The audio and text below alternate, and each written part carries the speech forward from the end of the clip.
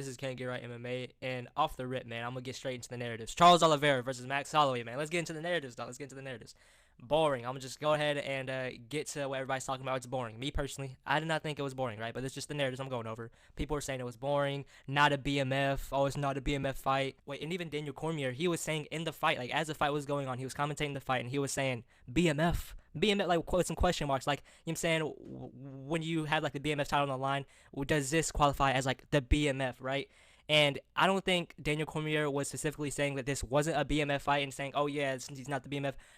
When he right after he said that, he was saying, oh, I had to be the one to ask, because I feel like he put himself in the position to be that guy for John Anik and Joe Rogan to correct him on, exactly what they did, right?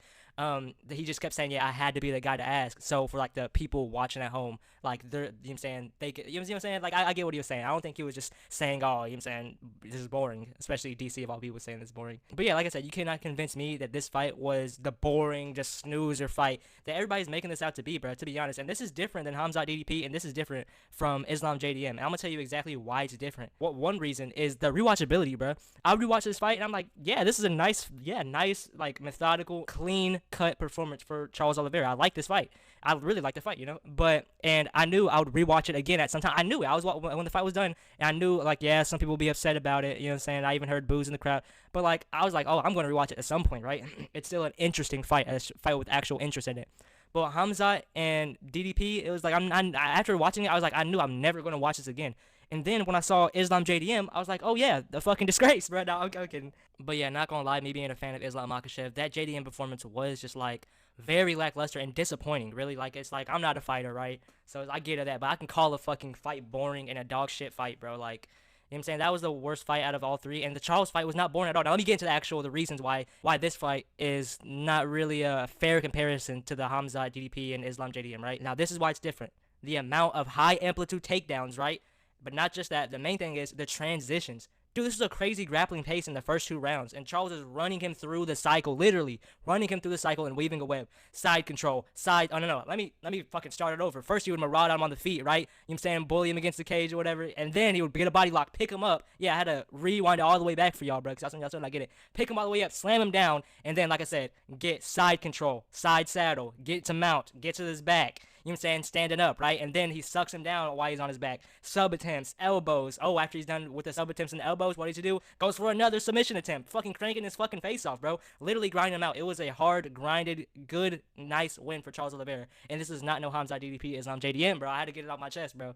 Like I said, and like, of course, yeah, I'm somewhat of a Charles glazer, but I'm not even really having too much bias to this. If this was 3 rounds, people would be glazing Charles just as much as I am, to be honest. He literally mauled him in the first 2 to 3 rounds, bro. Am I high, bro? He literally mauled him in the first 2 to 3 rounds, and round 4 was pretty underrated, to be honest, bro. I've never seen Max like this in a fight on the stool. Ever, bro. I've never seen Max like that. Bro, Charles spiked Max's cortisol and took the gas out of him completely. Is Max defeated already? Like I said, it's something he's never seen before.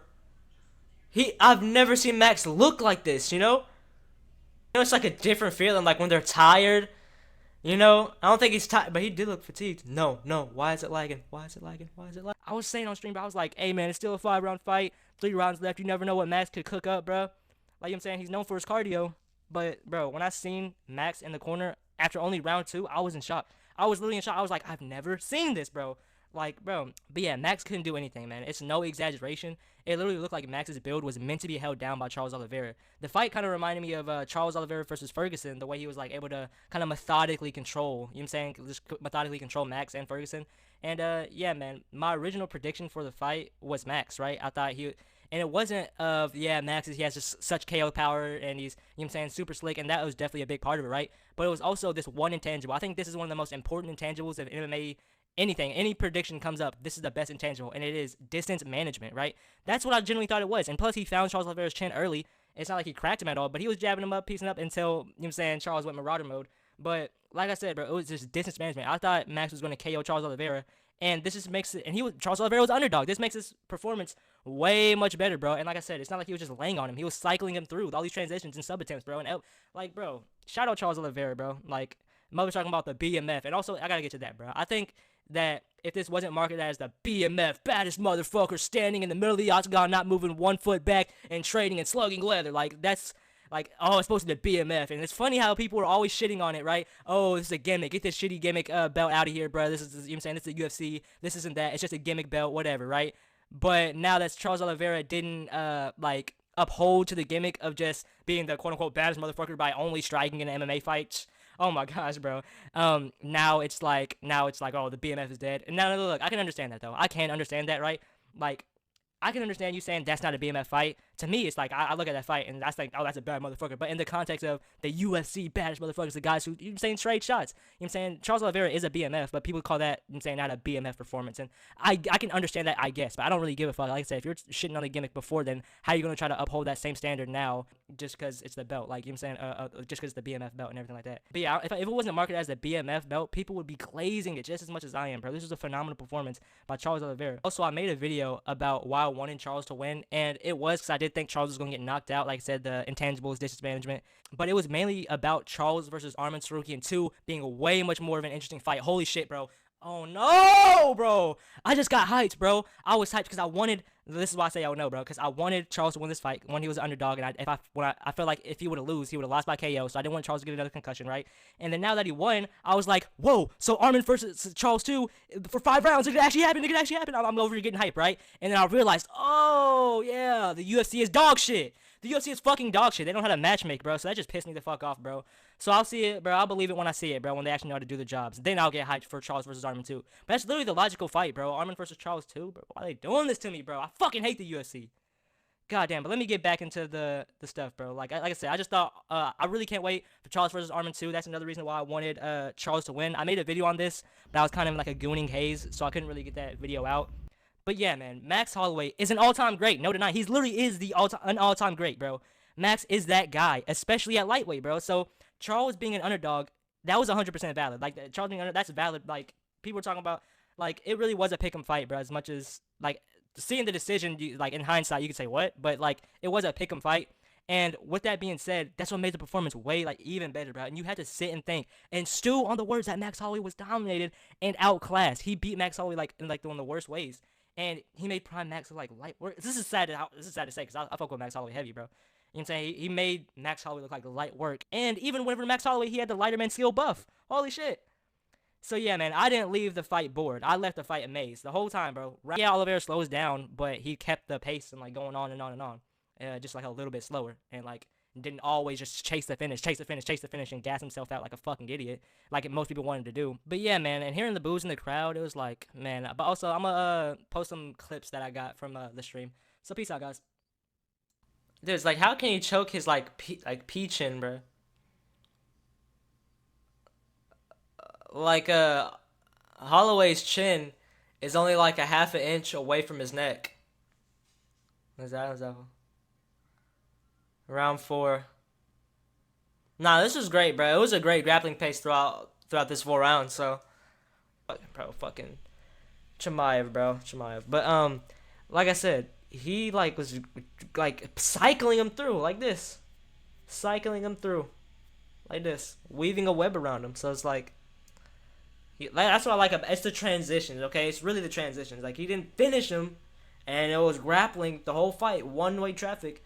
But it's the transitions, you know what I'm talking about? Like, I like those when people work. Like, I don't care if like this, like, I mean, it's amazing when I see people like, oh, they mount up this crazy damage. But not everybody's like John Jones and have all that leverage to just fucking rain down elbows against middleweights. You know what I'm talking about? But Charles Oliveira, he was working. Literally, do you not see all those sub attempts, bro? Also, you rocked him on the feet too, so you can have something for the edits, bro. But yeah, man. What a fucking joke. He's out, bro. He's praying to fucking God, bro. Holy shit.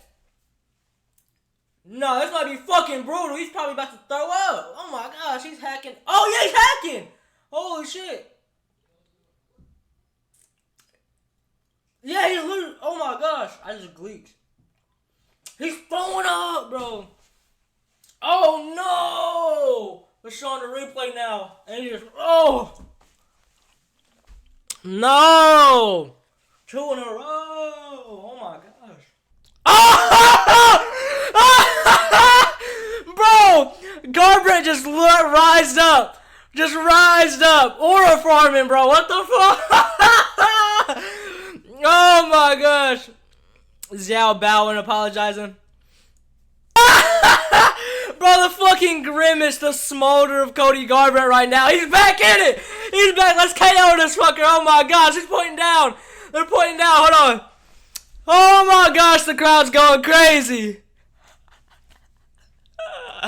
1 point. Yes. Finally. Finally, we're actually doing something about the damn fouls.